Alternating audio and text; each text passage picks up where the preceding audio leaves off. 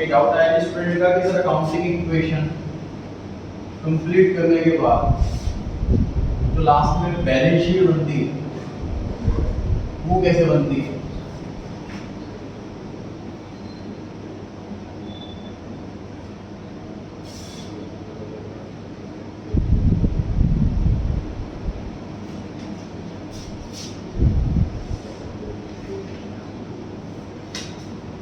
तो वो हमारी लास्ट इक्वेशन जो है वो अकाउंटिंग इक्वेशन में ये है। अब इस क्वेश्चन में हमने बैलेंस शीट बनाई, याद है बैलेंस शीट जो अमाउंट आएगा सबसे लास्ट वाली इक्वेशन का है।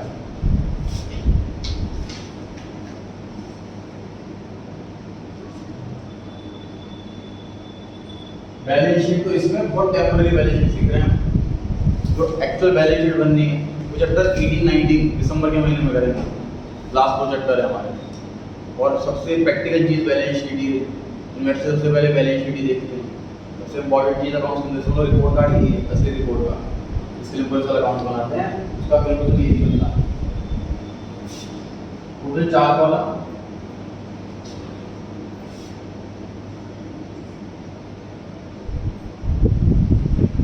Liabilities amount, assets amount.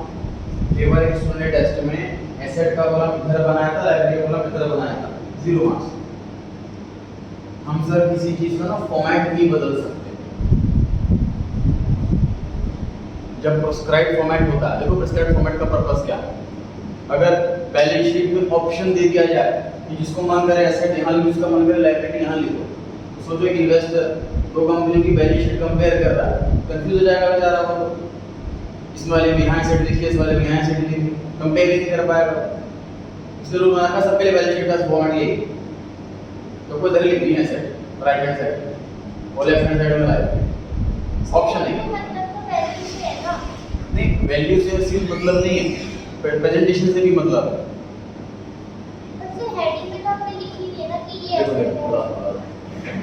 अभी तो सर हम प्रोप्राइटरशिप की बैलेंस शीट सीख रहे हैं 11th क्लास में, जब 12th क्लास में आएंगे कंपनी की बैलेंस शीट आएगी, उसमें फॉर्मेट को छोड़ो, चीज का आइटम नंबर की जगह पे फिक्स है। मान लो 17वें नंबर पे बिल्डिंग लिखना है, 17वें नंबर पे बिल्डिंग लिखना है, इतनी तक फिक्स जगह कर रखी है। हर चीज सोच रखी है सर माइंड में, again point of view of investor. ठीक बात है।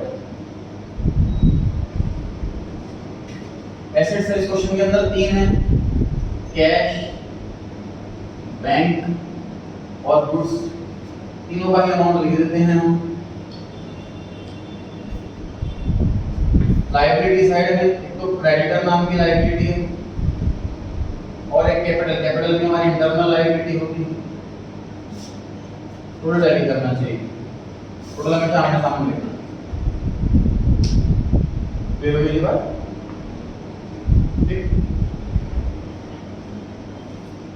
लास्ट क्वेश्चन कौन सा किया था हमने? 8-9 क्वेश्चन पर आ जाइए, page 29 question number 9, page 29 question number 9 पढ़ें। Company had a capital of 1 lakh rupees on 1st April 2020। तो ये ओपनिंग कैपिटल होगी सर।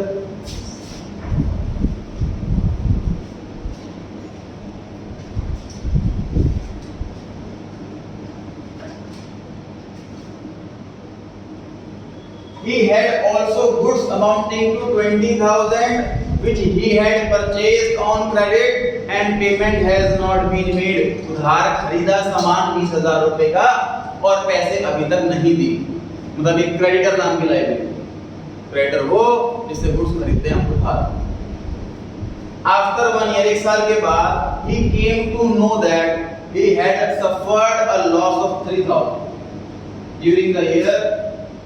लॉस हो गया 3,000 रुपए। He withdrew 2,000 for personal use। Personal use के लिए पैसा निकालता है ओनर, तो हम उसे ड्राइंग्स बुलाते हैं। क्वेश्चन में होता है कि कैपिटल कैलकुलेट करके बताओ और एसेट्स कैलकुलेट करके बताओ। ये दो चीजें कैलकुलेट करके बताओ। तो 20,000 रुपए क्या है? वो लायबिलिटी, क्रेडिटर्स के नाम की लायबिलिटी है 20,000, गुड्स खरीदे हैं उधार में और पैसे अभी तक नहीं दिए, तो लायबिलिटी उसी को बुलाते हैं।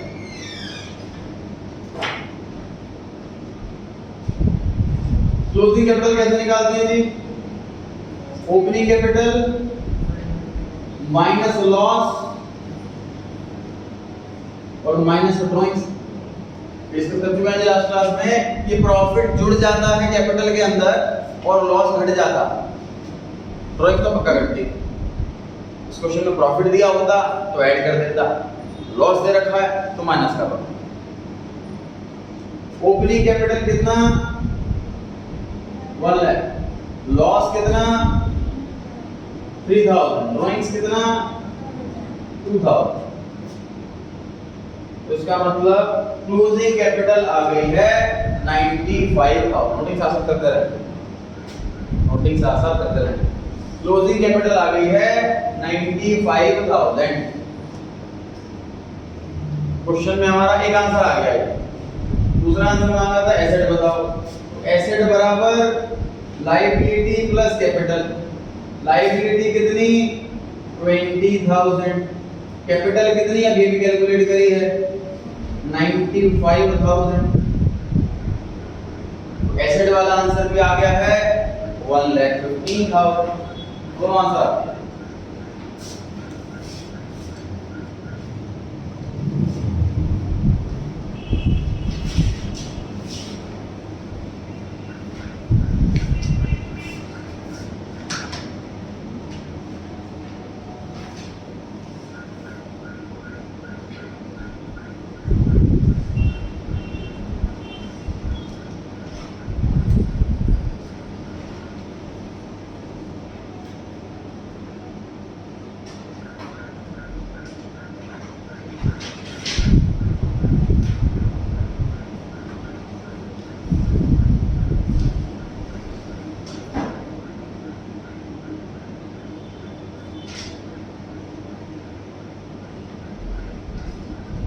नोटिंग कर ले सकते हैं, पढ़ सकते हैं आगे। Question number 10। Educate started a business on 1st April 20 with a capital of 20,000। मतलब सर ये ओपनिंग कैपिटल क्वेश्चन में दे रखी है 20,000। Opening capital 20,000। borrowed 5,000 from a friend। बोरो करा, उधार लिया, लायबिलिटी ओपन करता हो गया।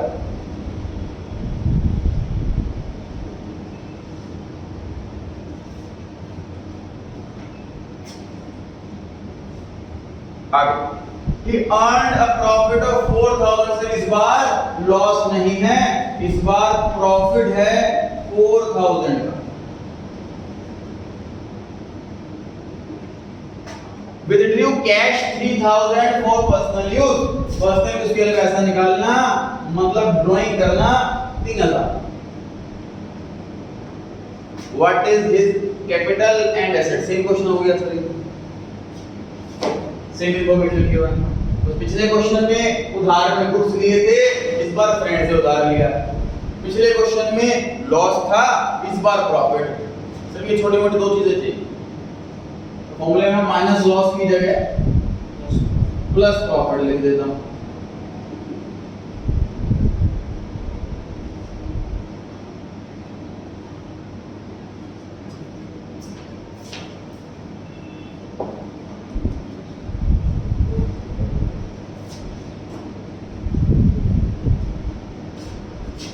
Opening capital 20,000 plus profit 4,000 minus drawings 3,000।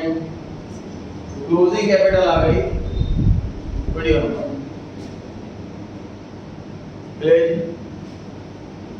Liability 5,000, capital 21,000, assets आ गई 26,000।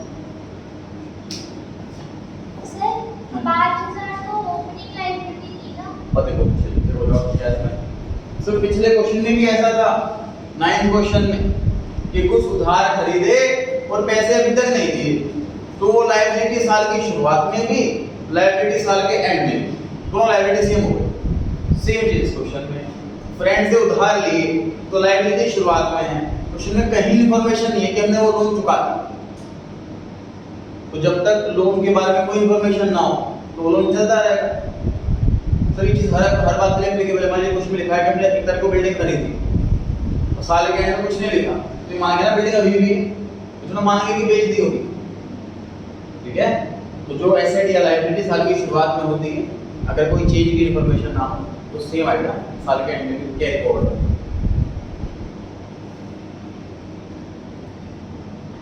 हर एक क्वेश्चन के लिए छोटे मोटे मॉडिफिकेशन हो रही है फॉर्मूले के अंदर। मैंने ग्रीन कलर सारे फॉर्मूले दे रखे हैं। फॉर्मूला बेसिक वही है, क्लोजिंग ओपनिंग कैपिटल में प्रॉफिट जोड़ो, ड्राइंग्स घटाओ, बेसिक फॉर्मूला वही चला रहा है। छोटी मोटी मॉडिफिकेशन हो रही है क्वेश्चन के हिसाब से, नोटिंग कुछ ना करनी पड़े, नोट करते टाइम कोई चीज छूट ना जाए आपकी, इससे मैंने पहले सब चीज दे रखी है टाइप करके। 11th पर आ गए। एडुकेट ने स्टार्ट करा है जी बिजनेस 20,000 रुपए कैपिटल लगाकर, ये 20,000 रुपए कैपिटल लिखा हुआ है, 5,000 को उधार लिया, लायबिलिटी लिखा हुआ है। एडिशनल कैपिटल 4,000, ये क्या होता है सर एडिशनल कैपिटल?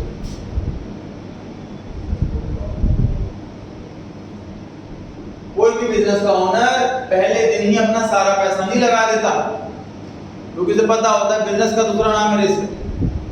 तो जितना जरूरी हो उतना कम से कम पैसा लगा के बिजनेस स्टार्ट करता है। जब कुछ महीने हो जाएं, उसे दिख रहा है कि मेरा काम ठीक चल रहा है, तब वो और पैसा लगाता है। तो शुरुआत के बाद जब वो दोबारा पैसा लगाता है उसे ही एडिशनल कैपिटल कहते हैं, एक्स्ट्रा कैपिटल लगाएगा। तो एक्स्ट्रा कैपिटल और लगाएगा, कैपिटल बढ़ेगी, घटेगी थोड़ी ना। तो हमारा फॉर्मूला एक और चेंज आ गया है, प्लस एडिशनल कैपिटल। हमारी ओपनिंग कैपिटल में प्रॉफिट से कैपिटल बढ़ जाती है, एडिशनल कैपिटल से कैपिटल बढ़ जाती है, और ड्राइंग से कैपिटल कम हो जाती है। मतलब ओपनिंग कैपिटल बढ़ने की दो वजह, प्रॉफिट और एडिशनल कैपिटल। कैपिटल घटने की भी दो वजह, ड्राइंग्स और लॉस। सही। आगे लिखा है विथड्रू कैश फॉर 3,000, ड्राइंग्स 3,000 रुपए है, और एसेट्स 45,000। क्वेश्चन में कैपिटल मांगी है और प्रॉफिट मांगा, दो चीजें मांगी है जी सर। प्रॉफिट स्लैश लॉस मतलब अगर नेगेटिव है तो लॉस हो जाएगा, प्रॉफिट ऑब्लिक करके लॉस लिखा हुआ है। तो अगर पॉजिटिव आएगा आंसर तो प्रॉफिट हो जाएगा, नेगेटिव आएगा तो लॉस हो जाएगा। तो देखिए प्रॉफिट निकालो, इस फॉर्मूले में प्रॉफिट आता है। अगर मैं फॉर्मूले से प्रॉफिट निकालूं तो पॉसिबल नहीं है, वजह मेरे पास क्लोजिंग कैपिटल भी नहीं है और प्रॉफिट भी नहीं। फॉर्मूला तो लगाऊंगा जब सिर्फ एक आइटम मिसिंग हो, बाकी सब पता हो, तो फॉर्मूला में नहीं अप्लाई कर सकता।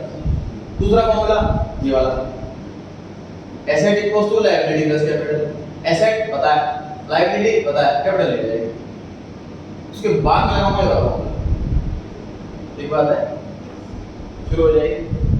कोशिश करें बोर्ड पे नोट नहीं करना हमें सिर्फ हिंट लेनी है, उसके बाद सॉल्व खुद करना।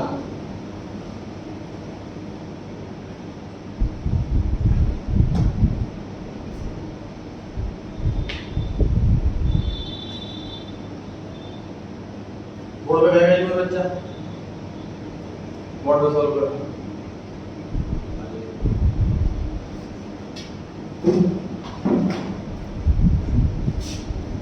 आपको लेनी पड़ेगी, अच्छा आप ले लेना।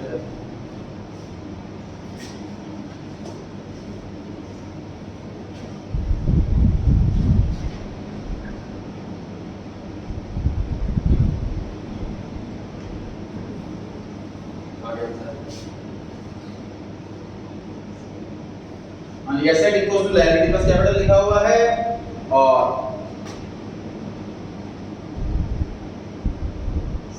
कैपिटल मतलब वही एसेट माइनस लायबिलिटी, हमें निकालना कैपिटल।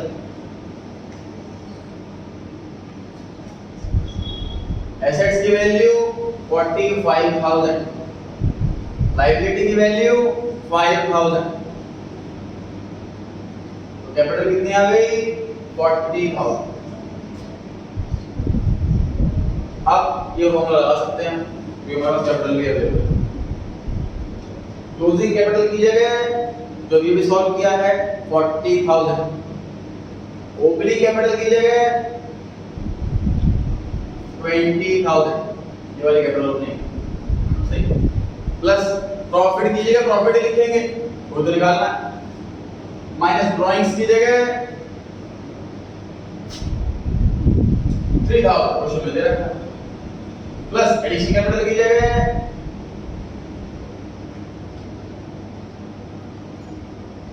4,000, अब सीधा आंसर 19,000, इसको सॉल्व करना है, 19,000 का आंसर आ रहा है, नोटिंग करना चाहिए साथ साथ।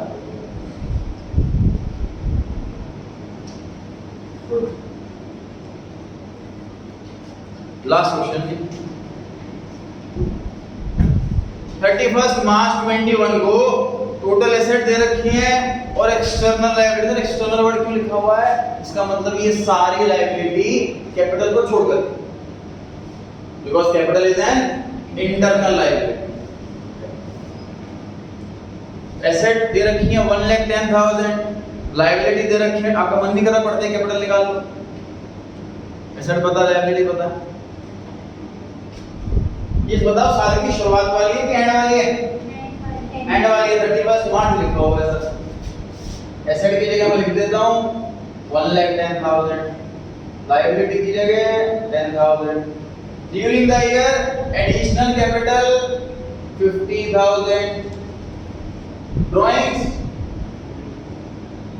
20,000, प्रॉफिट अब कुछ तो दे रखा है सर 40,000, इस बार कैपिटल साल की शुरुआत वाली मांगी, तो क्वेश्चन ऐसा है इसमें ओपनिंग कैपिटल मिसिंग है,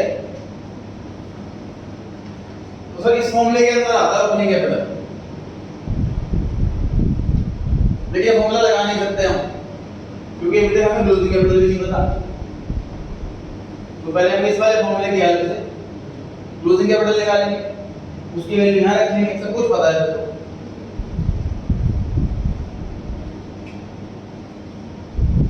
एंड करेंगे कौन आएगा बोर्ड पर,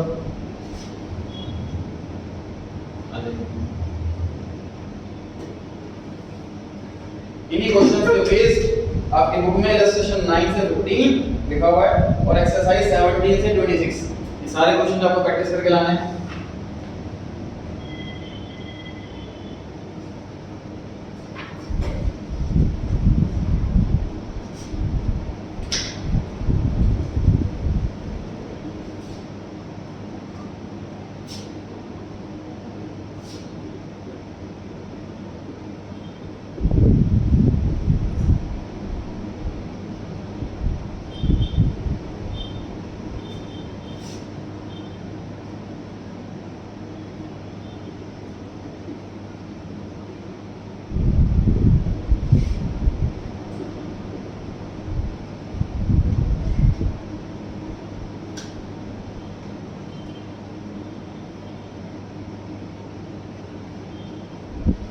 हमारी कैपिटल आ गई है सर 1 लाख रुपए,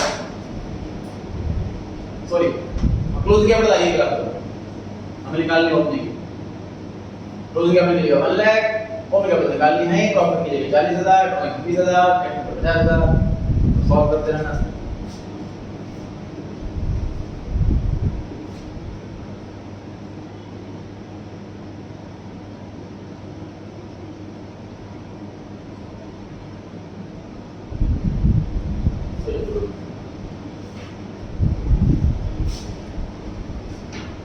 Put all of those in.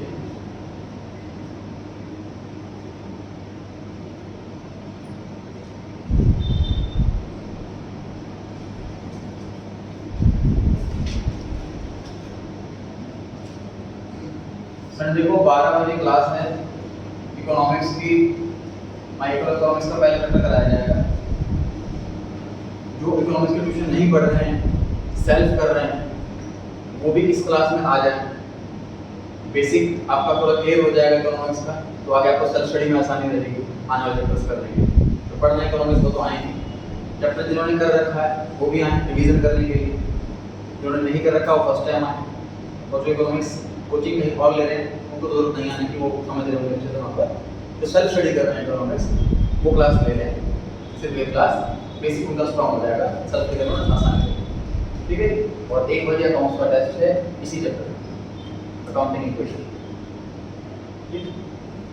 कई बच्चों की मतलब डिस्कशन चल रहा है क्लास के बाद के सर सितंबर फर्स्ट सेकंड वीक में हमारे पेपर स्टार्ट हो जाएंगे, 8-9 चैप्टर्स के आसपास का सिलेबस आ रहा है, टाइम बड़ा लिमिटेड है, तो उसका एक मैंने ऑल्टरनेटिव ये निकाला हुआ है कि जो एमसीक्यू टू फॉर इंटरवेंस है वो आपको होमवर्क में दूंगा, उस पर डाउट्स होंगे,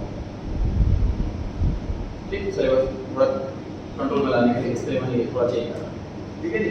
तो इस चैप्टर के भी एमसीक्यू टू फॉर आप कैसे करके लाएंगे, जब 12 बजे कौन सी क्लास के लिए आप लोग आएंगे, पहले मैं पे डाउट्स दूंगा अकाउंट्स के एमसीक्यू टू फॉर इंटरवेंस में से या टीएस लेवल के बुक में से या इस नोट्स में से जहाँ से भी डाउट्स या एनसीईआरटी कर रहे हो या टीके कर रहे हो, कल डाउट्स दूंगा फिर क्लास कंटिन्यू कराऊंगा फिर टेस्ट करूंगा, ठीक है जी।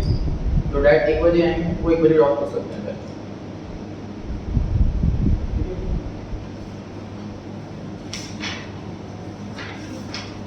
33 पेज नंबर चैप्टर नंबर 6, कुछ बच्चों का हो चुका है, कुछ बच्चों का फर्स्ट टाइम हो रहा है, बेसिक चैप्टर है, इसको मैं कंप्लीट कराऊंगा चैप्टर नंबर 8 के साथ।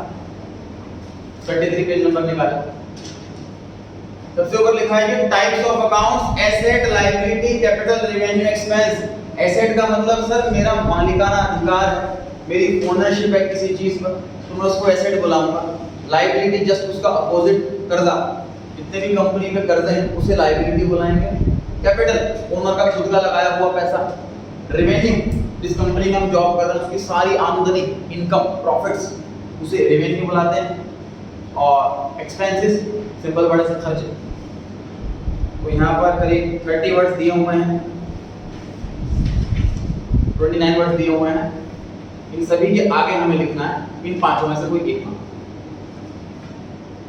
ठीक, अब चाहे तो आपको कटिंग वटिंग का थोड़ा डाउट रहता है तो आप चाहो तो रजिस्टर में लिख सकते हो या डेट्स का लिख सकते हो, इसमें इसमें काफी सजेशन दे रखा है। तो इसमें चलिए पहले कंप्लीट करते हैं, उसके बाद करते हैं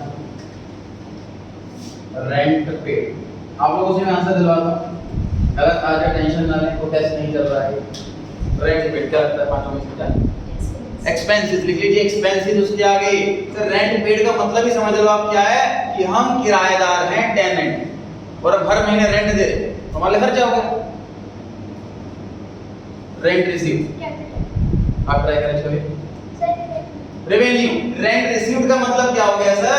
इस बार हम लैंडलॉर्ड है, मकान मालिक, और हमें हर महीने रेंट मिल रहा, आमदनी हो रही है, इनकम हो रही। रेवेन्यू, इनकम तो कैपिटल में ही आती है ना, कैपिटल में ऐड होती है, तो हम कैपिटल अकाउंट तो खोलेंगे ना उसके नाम से। हर इनकम में कैपिटल में निकालना, accounting equation chapter practical life में नहीं। उसके पीछे कॉन्सेप्ट यही है कि अगर मैं हर इनकम कैपिटल में ऐड करता जाऊं और आप बॉस पूछे कि कितना कमीशन मिला, सर पता नहीं, मैं तो कैपिटल में जोड़ दिया, हम अकाउंट खोलना पड़ेगा ना उसका अलग से। Next rent, Yashika. एक्सपेंस लिख लीजिए आगे, एक्सपेंसेस। सर सिर्फ रेंट लिखा है यहाँ पे, तो ये तो लिखा ही नहीं कि पेड है या रिसीव्ड है, तो सर यहाँ आती है प्रिजम्पशन। प्रैक्टिकली 99% केसेस में एक बिजनेसमैन रेंट देता है कि लेता है? रेंट देता है। बिजनेसमैन को जो है कि हमेशा कमी रहती है, उसके पास खुद की जगह है, प्लस और किराए पर और लेता है, एक और गोदाम खोल ले, एक और फैक्ट्री लगा ली, इसी सोच में रहता है। तो बिजनेसमैन रेंट देता है, लेता नहीं। रेंट लेना उसका काम है, इसकी कोई बिजनेस नहीं है, प्रॉपर्टी खाली पड़ी किराए पर आती है, और हम अकाउंट्स बना रहे हैं तो डेफिनेटली बिजनेसमैन के अंडर ही अकाउंट बना रहे हैं, इसलिए हमारी प्रिजम्पशन हमेशा एक्सपेंस की रहेगी, पेड की रहेगी। तो सिर्फ रेंट लिखाओ, तो रेंट पेड मानते हुए एक्सपेंसेस लिखना है। निमित, इंटरेस्ट पेड, एक्सपेंस बिल्कुल सही है जी, एक्सपेंसेस। तो इसका मतलब क्या है कि हमने लोन लिया है किसी से, तो लोन तो लायबिलिटी होगी, कर्जा हो गया, उस पे इंटरेस्ट दे रहे हैं, ये एक्सपेंस हो गया, ठीक बात है। इंटरेस्ट रिसीव, आगे ट्राई करेंगे आप, क्या लगता है पांचों में से क्या होता है इंटरेस्ट रिसीव? एसेट या लायबिलिटी या कैपिटल या रेवेन्यू या एक्सपेंस? एसेट, आप ट्राई करें। रेवेन्यू, इंटरेस्ट रिसीव्ड का मतलब क्या हुआ सर कि हमने किसी को लोन दे रखा है और उस पर हमें इंटरेस्ट मिल रहा है, हमारी आमदनी हो गई, इनकम हो गई, ठीक है। नेक्स्ट जुगल 6 पॉइंट इंटरेस्ट, सर इसको पेड मानो या रिसीव मानो? जो रेंट में माना था। Sir expense. करेक्ट, इंटरेस्ट में भी पेड मानते हो, एक्सपेंस। लेकिन सर लॉजिक क्या है इसका? बिजनेसमैन लोन लेता है कि देता है बताओ? लोन लेता है, लोन तो बैंक देता है। बिजनेसमैन लोन क्यों देगा? बिजनेसमैन तो लोन लेता है बैंक से, तो इंटरेस्ट देगा ना बिजनेसमैन। इंटरेस्ट देगा तो एक्सपेंस होगा। Discount allowed, expense. Discount allowed का मतलब हमने डिस्काउंट दिया है, अलाउ किया है अपने कस्टमर्स को, हमें नुकसान हो गया। Next discount received, revenue. Discount received, हमें डिस्काउंट मिल रहा है, हमारी आमदनी हो रही है। क्रेडिटर सप्लायर से डिस्काउंट मिल रहा है, इनकम हो रही है। सिर्फ डिस्काउंट। एक्सपेंस है, जब भी डिस्काउंट लिखा है तो एक्सपेंस ही मान लो। ऐसा क्यों है सर? इसलिए है क्योंकि इन जनरल हर एक बिजनेसमैन के सप्लायर 2-3 ही होते हैं, कस्टमर कई सारे होते हैं। एग्जांपल कोई सोच के देख लो आप, मैं ऐसा नहीं करूंगा 20 लोगों से सामान लाऊंगा 2 को बेचूंगा, उल्टा होता है ना। अभी हम मोटे सप्लायर पकड़ लेते हैं जो बल्क में सामान बेचते हैं, अच्छे रेट देंगे, सही रेट देंगे, अच्छी क्वालिटी देंगे, 2 दिन से बात कर रख लेते हैं हम, कस्टमर बहुत सारे चीज को बेचते हैं, ठीक है, तो उसको हमारा रेट कहने के पहले से तय रहता है। इसका कस्टमर बहुत सारे होते हैं, डिस्काउंट हमें वहां देना पड़ता है, इतना डिस्काउंट तो दिया जाता है, इसलिए एक्सपेंस। राम ब्रैकेट में कस्टमर, लेकिन हमारे पास नहीं 5 में से एक ही वर्ड बोलने के लिए, तो वो लोग के बी से खेल रहे हो, 5 ऑप्शन है आपके पास, ए बी सी डी, तो सब छठा ऑप्शन कोई नहीं। आप ट्राई करें। एसेट, सर डेटर, इन्होंने भाई से वर्ड बोला कि सर जो राम ब्रैकेट में कस्टमर लिखा हुआ है वो कस्टमर जिसको हम उधार में सामान बेचते हैं उसे डेटर बुलाते हैं। लेकिन डेटर अगर 5 कैटेगरी में बोला जाए तो वो एसेट होता है। वजह सेंटेंस बनाओ, अगर ओन वर्ड आ जाए तो एसेट बन जाता है। मैंने राम को उधार सामान बेचा 10,000 रुपए का, आई ओन 10,000 रुपीज फ्रॉम राम, आ गया ओन वर्ड, एसेट हो गया। सबसे बेस्ट तरीका पता लगाने का कि एसेट है। श्याम ब्रैकेट में सप्लायर, लायबिलिटी लिख लीजिए, लायबिलिटी। सर सप्लायर कौन? जिससे मैं उधार कुछ खरीद करके लाता हूं तो मेरे पे कर्जा हो गया, कर्जे को लायबिलिटी है। मोहन ब्रैकेट में प्रोप्राइटर,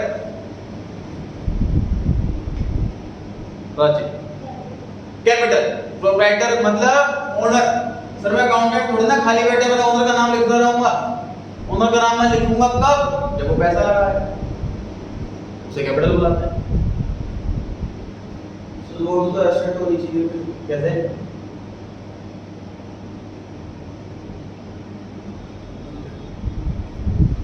नेक्स्ट बैंक लोन,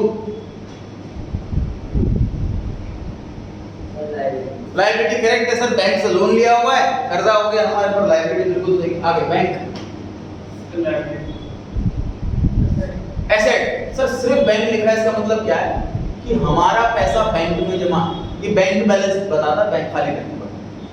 और मेरे बुक्स में लिखा हो बैंक 5 लाख रुपए, इसका मतलब मेरे बैंक में 5 लाख रुपए जमा है, मेरी प्रॉपर्टी है वो, जब मैं पैसा निकालूं मेरा अधिकार है उसको। सर हम तो लोन लेने की ज्यादा करते हैं ना, लोन अपने बैंक अकाउंट नहीं खोलता बिजनेसमैन, नहीं बोलता है, बट लोन लेने की ज्यादा रहता है। मतलब बड़े-बड़े बिजनेसमैन लोन लेते रहते हैं ना, करेक्ट है बिल्कुल। तो इसलिए हमें ज्यादा प्रायोरिटी नहीं चाहिए। यहाँ पर तो प्रेजम्पशन की बात ही नहीं है ना, बैंक अपने आप में कंप्लीट पॉइंट है। तो हमें इसे अपने एसेट की तरह मानना। हाँ, हमें डाउट वहां करना है जब क्वेश्चन में इंफॉर्मेशन मिसिंग है, तो बैंक वर्ड कंप्लीट है कि बैंक पैसा जमा, बैंक हमारा अकाउंट बैलेंस। बैंक ओवरड्राफ्ट,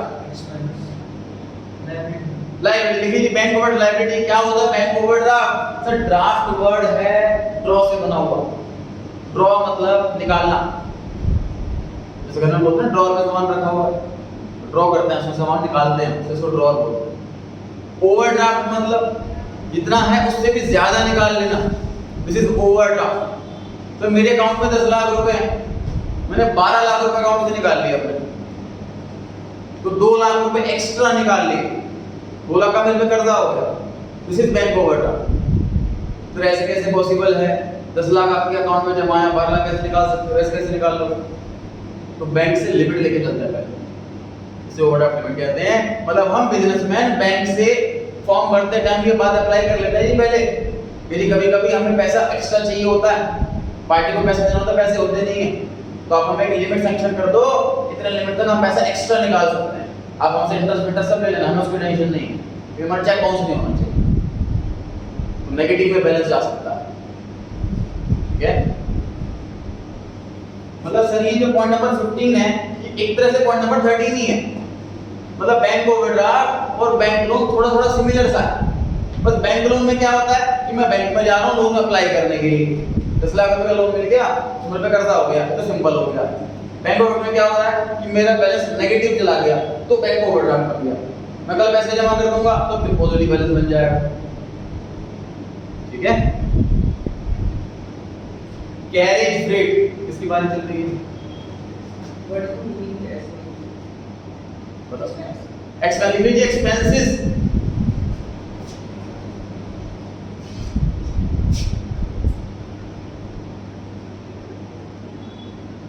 देखिए किराया हिंदी का वर्ड है, ये अगर बिल्डिंग का हो तो इंग्लिश में रेंट कहते हैं, अगर आदमी का हो तो उसे कन्वेंस कहते हैं, और ये अगर गुड्स का हो, सामान का हो, तो इसे कैरेज है। हिंदी में एक ही वर्ड है, तीनों में इंग्लिश में अलग वर्ड है। कैरेज मतलब सर किराया भाड़ा, मैं अपने गुड्स कहीं लेकर के जा रहा हूँ, तो रास्ते में चाहे मैं रेडी में लेके जाऊँ, चाहे मैं टेम्पो में लेके जाऊँ, चाहे मैं ट्रक में लेके जाऊँ, चाहे मैं प्लेन में लेके जाऊँ, चाहे मैं ट्रेन में लेके जाऊँ, जितना भी किराया भाड़ा जाएगा उसमें इस नाम से लिखूंगा। जब कैरेज और फ्रेट सिनोनिम वर्ड है, कैरेज और freight is word synonym. Clear हो गया बात? एक्सपेंस ही होगा पक्का, इनकम तो नहीं होगी कभी। सर इनवर्ड यहाँ पर टू यूज हुआ है। हाँ इनवर्ड वर्ड, अब 17 में बोलने के मतलब हो जाएगा मतलब। क्लियर हो गई ये बात? कैरेज और फ्रेट दोनों वर्ड सिनोनिम्स हैं, दोनों का सेम मीनिंग है किराया भाड़ा। कोई स्पेशल बीकॉम थर्ड ईयर के अंदर चैप्टर आएगा कॉस्ट अकाउंटिंग, उसका जो चैप्टर आता है सर्विस कॉस्टिंग, मतलब उसमें हम अकाउंटेंट होते हैं एक ऐसा बिजनेसमैन के यहाँ जो जिसकी ट्रक की लोरी है, मतलब उसका काम ही यही है कि गुड्स वगैरह पहुंचवाना और किराया लेना, उसके यहाँ कैरेज इनकम होती है। ठीक बात है, वो स्पेशल अकाउंटिंग होती है। 11th 12th में स्पेशल अकाउंटिंग नहीं है, नॉर्मल अकाउंटिंग है, तो हमारे लिए एक्सपेंसिव रहेगा हमेशा। क्लियर हो गई बात? पॉइंट नंबर 17 पर आ गए कैरेज इनवर्ड्स। तो कैरेज वर्ड तो क्लियर हो गया, अभी इनवर्ड कहां से आया? तो ध्यान से देखिए सर, किराया का ना दो बार दिए जाते हैं।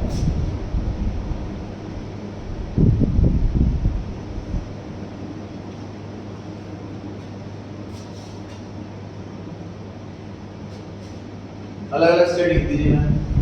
हम जो है अकाउंटेंट दिल्ली के अंदर, हमारा सप्लायर कहीं और स्टेट का, हमारा कस्टमर कहीं और स्टेट का, तो यहाँ से कुछ हमारे पास आते हैं इन, यहाँ से कुछ हमारे पास जाते हैं आउट। इस वाले किराए को कैरेज इनवर्ड, इस वाले किराए को कैरेज आउटवर्ड। अच्छा है दोनों एक्सपेंस,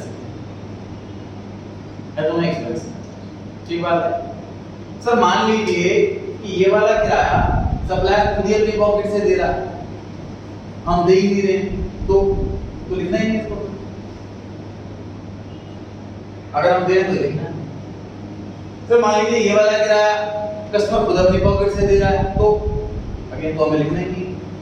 मतलब हमें अगर बॉस बता रहा है, सिंपल सी बात होना है सर, हम ट्रक में बैठने जाएंगे कि किराया दे रहे नहीं दे रहे, हम तो अपने ऑफिस में बैठे हुए हैं, बॉस बताएगा भैया 3 लाख का सामान आया है, वो 50,000 रुपये किराया गया है, तो सामान आया है मतलब इन, मैं 50,000 वाले किराए को कैरेज इनवर्ड के नाम से लिख दूंगा।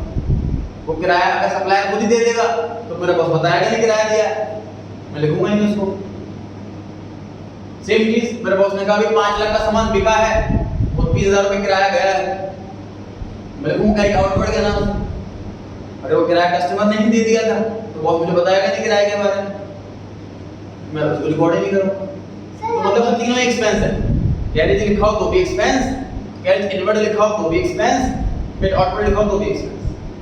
सर हम इसे प्रॉफिट की तरह ले सकते हैं, क्योंकि मोस्टली जो ये काम होता है लेने देने तो ये बिजनेसमैन की खर्चों से करता है। बिजनेसमैन के जबकि जैसे जब हम इलेक्ट्रॉनिक कोई शॉप में जाते हैं तो वो होम डिलीवरी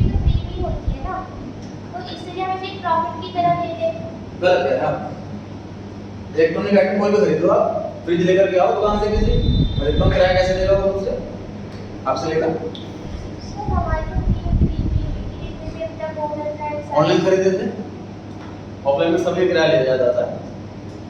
ऑफलाइन शॉप्स में कुछ भी लेकर के आएंगे, कूलर, टीवी, फ्रिज कुछ भी लेकर के आते हैं, तो डेफिनेटली हम लोग वो गेट के पास रख देता सामान। उसके बाद रिक्शा हमें करके लेके जानी होती है, या फिर इतना कर सकता है वो कि उसके बाद रिक्शा वाले अरेंज होते हैं, जितना किराया जाएगा हमारे पास रिक्शा वाला है, आपको इतना सपोर्ट करना है तो घर पहुंचा देंगे हम, किराया इतना, आप खुद अपनी रिक्शा कर लो या अपनी कार में ले जाओ, आपकी इच्छा है, ऐसा होता है जनरली। और मैं कह रहा हूँ आपकी बात बड़ी कर देता हूँ कि सर हम किराया देंगे, हम कस्टमर किराया देंगे, दुकानदार खुद दे रहे, तो रिकॉर्ड कर देते हैं डॉक्यूमेंट के नाम।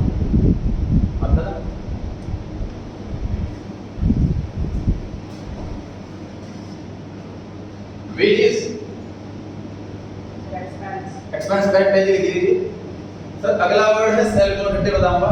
वृंदा सैलरी बताइए। Expense,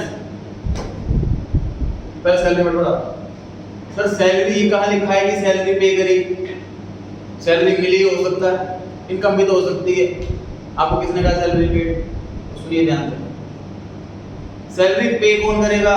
businessman. सैलरी रिसीव कौन करेगा? एम्प्लॉय। अकाउंटेंट कौन रखेगा? बिजनेसमैन। तो उसके लिए सैलरी क्या हुआ? एक्सपेंस। इसलिए सैलरी हमेशा एक्सपेंस। मतलब सैलरी रेवेन्यू तो एम्प्लॉय के ही होता है, और कभी एम्प्लॉय का अकाउंटेंट नहीं होता, ठीक है? इसलिए सैलरी वर्ड हमेशा एक्सपेंस। अच्छा, अब वेजेस पर आते हैं। तो वेजेस और सैलरी आंसर के लिए, पूरी बुक में आंसर के लिए एक ही बात है, एक्सपेंस। पर एम्प्लॉय को पैसे दे रहे हैं। टेक्निकल क्या फर्क है इन दोनों में? सर एक कंपनी के अंदर मान लीजिए 1000 लोग एम्प्लॉयज हैं,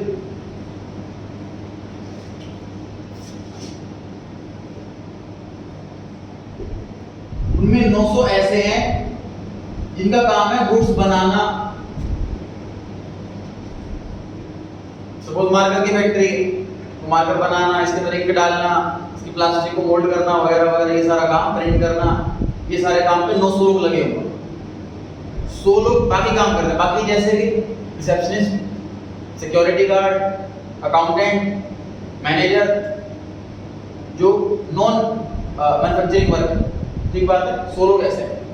तो इनकी पेमेंट को वेजेस बोलेंगे और इनकी पेमेंट को सैलरी। समझ आ गई? कई बच्चों के मिथ है, कई टीचर भी गलत पढ़ाते हैं स्कूल में, बेटा दिहाड़ी पे मिले तो वेजेस, मंथली मिले तो सैलरी। गलत है, ऐसा कुछ नहीं। दोनों की पेमेंट डेली भी हो सकती है, दोनों की पेमेंट मंथली भी हो सकती है, ठीक है? तो जो गुड्स बनाए उस लेबर को पेमेंट दे रहे हैं वेजेस, जो गुड्स नहीं बना रहा उसको बोलते हैं सैलरी। ये फर्क है बस, और कुछ फर्क नहीं, ठीक है? दोनों एक्सपेंस। एक्साइज ड्यूटी, एक्साइज का मतलब लिखिए मैन्युफैक्चरिंग, एक्साइज का मीनिंग लिख लीजिए मैन्युफैक्चरिंग, और ड्यूटी का मतलब लिख लीजिए टैक्स। एक्साइज मींस मैन्युफैक्चरिंग और ड्यूटी मतलब टैक्स। तो क्या होगा सर? ये पांचों में से एक्सपेंस होगा। टैक्स कभी इनकम हो ही नहीं सकता, ठीक बात है? नेक्स्ट किसकी बारी चल रही है? इन्वेस्टमेंट। एसेट करेक्ट है, ध्यान से समझिए।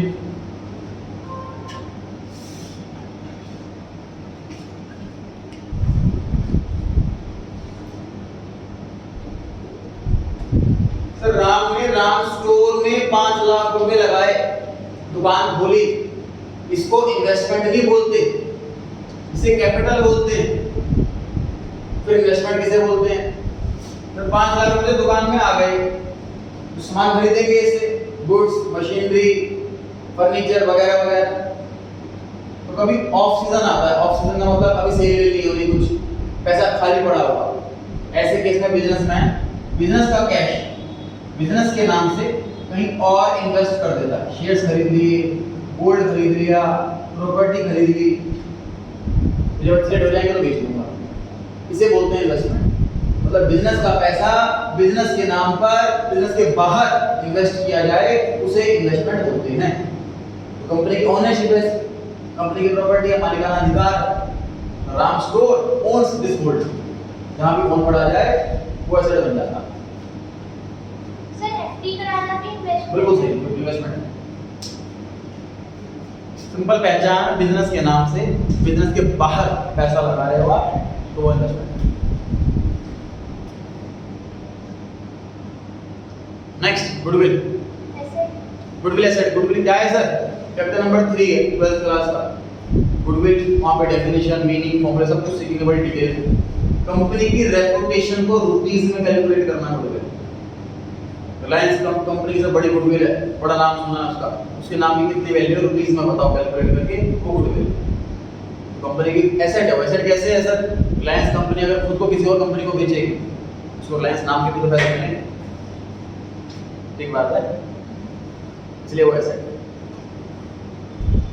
बैड डेट्स,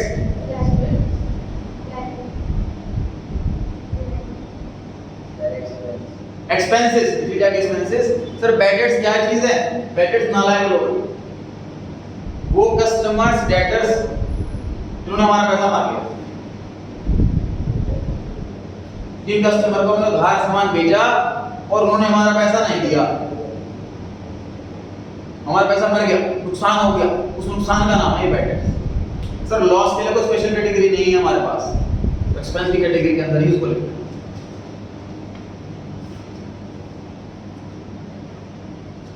डेप्रिसिएशन, चैप्टर 13 का नाम है सर, चैप्टर 11th क्लास में हिंदी में से घिसावट कहते हैं। जैसे जैसे मेरी एसेट की वैल्यू डाउन होती जाती है, सर आपने बाइक खरीदी 50,000 रुपए की, एक साल के बाद उसकी वैल्यू 40,000 रुपए रह गई, 10,000 रुपए नुकसान हुआ है ना, ये depreciation, downfall in the value of an asset.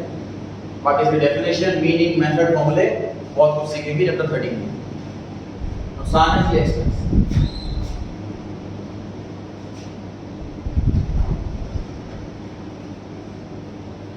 Outstanding accrued, आप बात कर रहे हैं आउटस्टैंडिंग नहीं, लायबिलिटी का लायबिलिटी लीजिए। आउटस्टैंडिंग वर्ड का मतलब है पेमेंट पेंडिंग, आउटस्टैंडिंग वर्ड का मतलब पेमेंट पेंडिंग, दूसरा पेमेंट पेंडिंग है हमारी साइड से, ध्यान समझ लीजिए। अगर मैंने एम्प्लॉय की सैलरी महीने के एंड तक नहीं दी तो वो भी कर्जा हो गया मेरे ऊपर। जगह का रेंट मैंने महीने के एंड तक नहीं दिया, कर्जा हो गया मेरे ऊपर। अगर किसी की पेमेंट पेंडिंग हो जाती है तो मुझ पे कर्जा चढ़ जाता है, जब तक पैसे नहीं दूंगा मेरे पे कर्जा हो जाएगा। तो आउटस्टैंडिंग मतलब पेमेंट पेंडिंग है। पूरी बुक में कभी भी आपको आउटस्टैंडिंग वर्ड दिख जाए समझ जाओ कि वो लायबिलिटी है, इसका मीनिंग होता है payment pending. Accrued rent, asset लिख लीजिए, एसेट। एक्रूड वर्ड का मीनिंग लिखिए earned but not received. Accrued word का मीनिंग लिखिए अर्न्ड कमा लिया but not received.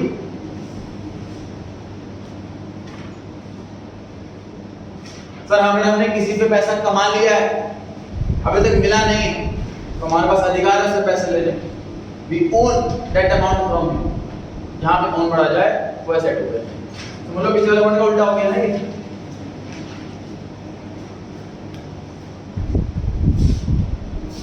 Prepaid rent,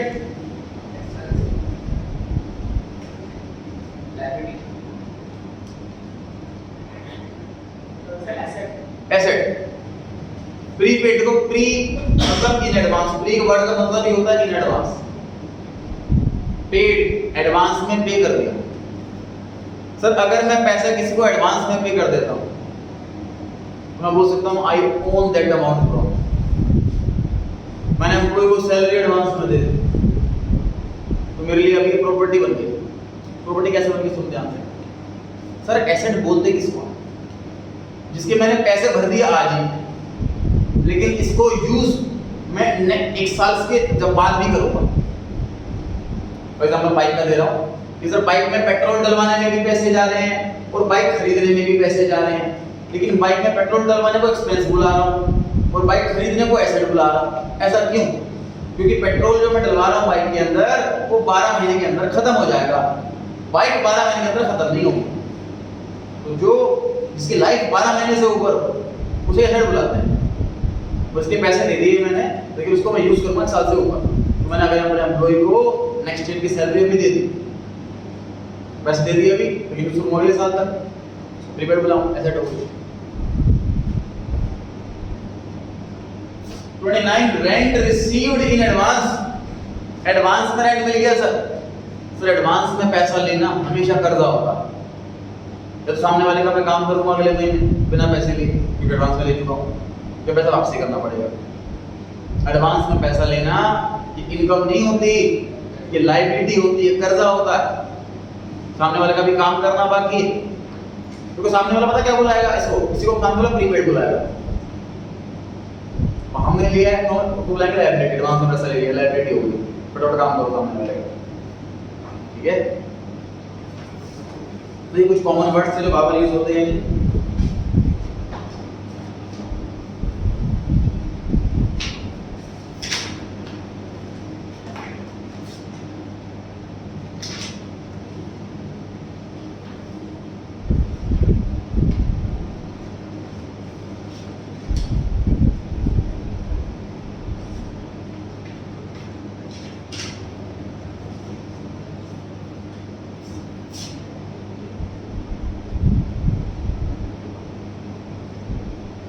सब 2 वर्ड्स सीख रहे हैं, आज सीख रहे हैं, और दिसंबर तक लगभग हर क्लास के अंदर ये वर्ड बोले जाएंगे, मेरा रिलेवेंस बहुत ज्यादा है। पहला वर्ड लिखा है कि मैंने डेबिट, इसे शॉर्ट में लिखते हैं DR, D capital R small. पहला वर्ड लिखा है कि मैंने credit, C capital R small. इसका मतलब क्या होता है? इसका मतलब होता है प्लस माइनस। अकाउंट्स में प्लस माइनस को डेबिट क्रेडिट बुलाते हैं। मतलब ये 2 नए वर्ड इन्वेंट कर रखे हैं, अकाउंट में ही है ये वर्ड। अगर मुझे किसी भी अकाउंट को बढ़ाना या घटाना हो, तो जैसे मैथ में क्या होता है, मैथ में आपको मान लीजिए सिखाया गया है कि आपके पास 5000 रुपए हैं और कहीं से 1000 रुपए आए हैं, तो आपको प्लस करना है 1000, फिर आपके पास 6000 आ जाएंगे। ठीक, अब अकाउंट में क्या बोल रहा हूँ कि मेरे पास बिल्डिंग है 5 लाख रुपए की, मैंने 1 लाख रुपए की बिल्डिंग और खरीद ली, मुझे बिल्डिंग अकाउंट को डेबिट करना है, तो अपना 6 लाख की हो जाएगी। हम ऐसा दिखाया जाता हूँ, प्लस माइनस ये अकाउंट। मैंने ऐसा नहीं बोला कि डेबिट का मतलब प्लस, क्रेडिट का मतलब माइनस, ऐसा नहीं। कभी कभी डेबिट का मतलब प्लस, कभी कभी डेबिट का मतलब माइनस, कभी कभी क्रेडिट का मतलब प्लस, कभी कभी क्रेडिट का मतलब माइनस। अभी कभी कभी एग्जैक्ट कब है ये सीख रहे हैं। एसेट और लायबिलिटी, इन दोनों केसेस में डेबिट का मतलब प्लस है, क्रेडिट का मतलब माइनस।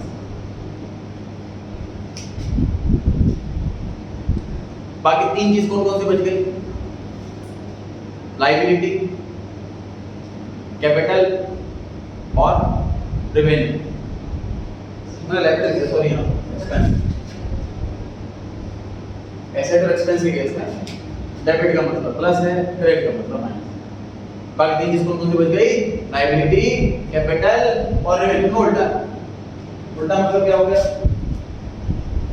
डेबिट का मतलब माइनस, क्रेडिट का मतलब प्लस। तो आज की क्लास में हम ये रटना है, नेक्स्ट क्लास में इसको बहुत अच्छे से रट रट के रिवाइज करके आना, और जब नेक्स्ट क्लास में इस पे बेस्ड हम क्वेश्चंस करेंगे तो इनका लॉजिक बहुत अच्छे से, बहुत बढ़िया तरीके से क्लियर हो जाएगा। मतलब मैं क्वेश्चन सॉल्व नहीं करा रहा आपको मैथ की, मैंने आपको पहले फॉर्मूला रटवा रहा हूं, फॉर्मूला याद कर लो बेटा, फॉर्मूला याद कर लो, तो इस फॉर्मूले पे बेस्ड क्वेश्चन सॉल्व करवाऊंगा, तब लॉजिक बताऊंगा इस फॉर्मूले का लॉजिक था, तब ज्यादा अच्छे से क्लियर होगा, तब अप्लाई करेंगे। अभी रटने मेहनत लगा रहे हैं सर, डेबिट का मतलब प्लस, क्रेडिट का मतलब माइनस, ऐसा तब होगा जब एसेट की बात हो या एक्सपेंस की बात। और लायबिलिटी, कैपिटल, रेवेन्यू, इन सब में क्रेडिट का मतलब प्लस, डेबिट का मतलब माइनस। मतलब सर मैं आपसे बोलूं कि लायबिलिटी बढ़ रही है, तो आपको एक वर्ड बोलना है डेबिट क्रेडिट। क्या बोलूं? क्रेडिट बोलो, ठीक बात है। अच्छा मैं चेंज कर रहा हूँ क्वेश्चन, मैं बोल रहा हूँ सैलरी बढ़ रही है, तो आपको पहले माइंड लगाना है कि सैलरी होती है पांचों में से एक्सपेंस होती है और वो बढ़ रही है, तो आंसर डेबिट है। मतलब क्वेश्चन साफ साफ नहीं बोलेगा बेटा लायबिलिटी बढ़ रही है लिख दो डेबिट क्रेडिट, उसमें सीधा अकाउंट का नाम लिखा होगा, तो हमें पहले माइंड क्या लगाना है कि पांचों में से क्या है, उसके बाद माइंड लगाना है कि रूट क्या था, किसमें इंक्रीज किसमें डिक्रीज, कब डेबिट कब क्रेडिट। समझ आ रही है बात? ठीक है 29 क्वेश्चंस किए ना मैं अभी मान लीजिए सारे के सारे इंक्रीज सभी क्या के डेबिट क्रेडिट के दिखा, पहले आप लोग लिखें फिर मैं बोलूंगा। 29 क्वेश्चन दे रखे हैं, मान लीजिए सारे के सारे इंक्रीज हो रहे हैं, तो आप उनके आगे DR या CR लिख दीजिए।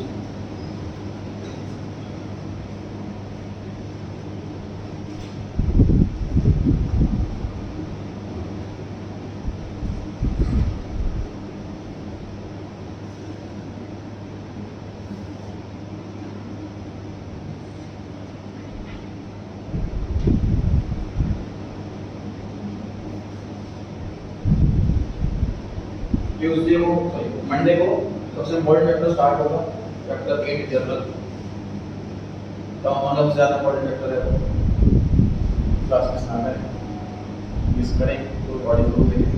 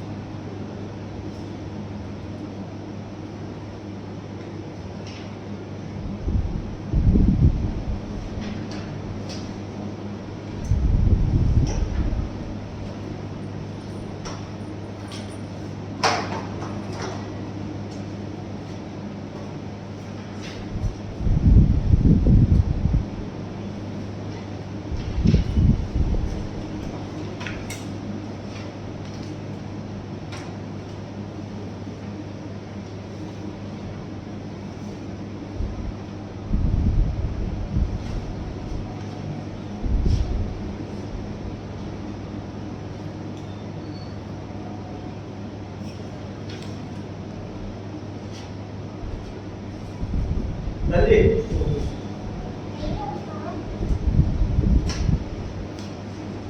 हाँ जी, पहला वर्ड किससे शुरुआत, किससे खत्म हो रही है लास्ट, तो आपकी बात की rent paid, debit expense, expense भी तो डेबिट होगा, क्रेडिट सभी, debit interest paid, debit fifth, credit.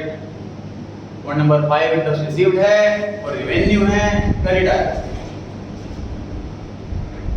Next interest 6.0, debit 7, debit 8 Aditya, credit 9, debit 10 Krishna, debit Rishabh 11, credit 12, credit 13, credit 14, debit. Fast तो नहीं हो रहा, 15 credit, 16 debit, 17 debit, 18 debit, 19 debit, 20 debit, 21 debit, 22 debit, 23 debit, 24 Rishabh debit, 25 debit, 26 debit, 26 में credit, outstanding rent liability, liability increase credit, 25 रह गया, 24-25 दोनों debit है, 26 credit, ठीक है। 27 जिंदा debit, 28 debit, 29 credit, rent received in advance, ये लायबिलिटी क्रेडिट। चैप्टर कंप्लीट नहीं हुआ है अभी, जितना करा है उसको रिवाइज करके नेक्स्ट क्लास में कंटिन्यू करेंगे चैप्टर को, उसके बाद चैप्टर 8 स्टार्ट आज